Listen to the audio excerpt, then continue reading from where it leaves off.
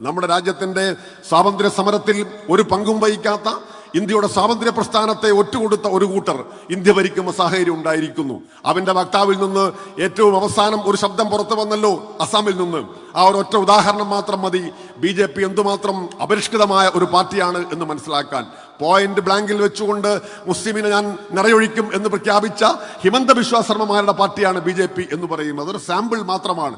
നരേന്ദ്രമോദിയും അമിത്ഷായേക്കാളൊക്കെ കൂടുതൽ വിഷം തുപ്പുന്ന വർഗീയ ജീവികളാൽ BJP സമ്പന്നമാണ് എന്നതാണ് ഒരു യാഥാർത്ഥ്യം. ആ ഒരു അപകടകരമായ യാഥാർത്ഥ്യം ഇന്ത്യ അഭിമുഖീകരിക്കുന്നു. ലോകത്തിന്റെ മുൻപിൽ ഇന്ത്യയുടെ യശസ് ഇടിച്ചു താഴ്ത്തുന്ന തരത്തിൽ ട്രംപ് ധാരാളം പ്രഖ്യാപനങ്ങൾ നടത്തുന്നു. നമ്മുടെ പ്രധാനമന്ത്രിക്കും കേന്ദ്രമന്ത്രിമാർക്കും ഉൾപ്പെടെ പങ്കുണ്ട് എന്ന് കരുതുന്ന ലൈംഗിക ആരോപണത്തിന്റെ പുതിയ കഥകൾ എംസ്റ്റീൻ ഫയൽ എന്നുള്ള രൂപത്തിൽ പുറത്തേക്ക് വന്നുകൊണ്ടിരിക്കുന്നു. മഹാത്മാഗാന്ധി തോലർപ്പ് പദ്ധതി ഒരു ഭാഗത്ത് തകർത്തുകൊണ്ട് സംസ്ഥാനങ്ങളെ കൂടുതൽ പ്രതിസന്ധിയിലാക്കുന്ന സാഹചര്യം ഉണ്ടാക്കുന്നു. ഈ പട്ടിക ഞാൻ സമയക്കുറവിനാൽ നീട്ടുന്നില്ല. അങ്ങനെ അപമാനകരമായ ഒരു ദേശീയ രാഷ്ട്രീയ സാഹചര്യം കൂടി നിൽക്കുന്ന ഘട്ടം. ആ ഘട്ടത്തിലാണ് ഈ ജാഥ മുന്നോട്ട് പോകുന്നത്. ഈ ഘട്ടത്തിൽ ഇന്ത്യയിലെ ജനങ്ങളുടെ മുൻപിലുള്ള ഏക പ്രതീക്ഷ എന്ന് പറയുന്നത് ഇടതു ജനാധിപത്യ മതേതര പ്രസ്ഥാനങ്ങളാണ്. ഇടതുപക്ഷം ഈ വിഷയങ്ങളെല്ലാം വളരെ ഗൗരവമായി ഉന്നയിക്കുന്ന ഒരു രാഷ്ട്രീയ മുന്നേറ്റമാണ്.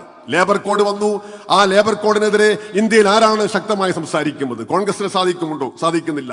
ഫെബ്രുവരി മാസം 12-ാം തീയതി ഈ ജാഥ പര്യടനം നടത്താത്തത് എന്തുകൊണ്ടെന്നാൽ ഈ ജാഥ ദേശീയ പണിമുടക്കിന് ഐക്യദാർഢ്യം പ്രഖ്യാപിക്കുന്നു എന്നുള്ളത് കൊണ്ടാണ്. ആ ലേബർ കോഡിനെതിരെയുള്ള സമരം നടത്താൻ ഈ രാജ്യത്ത് സാധിക്കുന്നത് ഇടതുപക്ഷത്തിന് മാത്രമാണ്.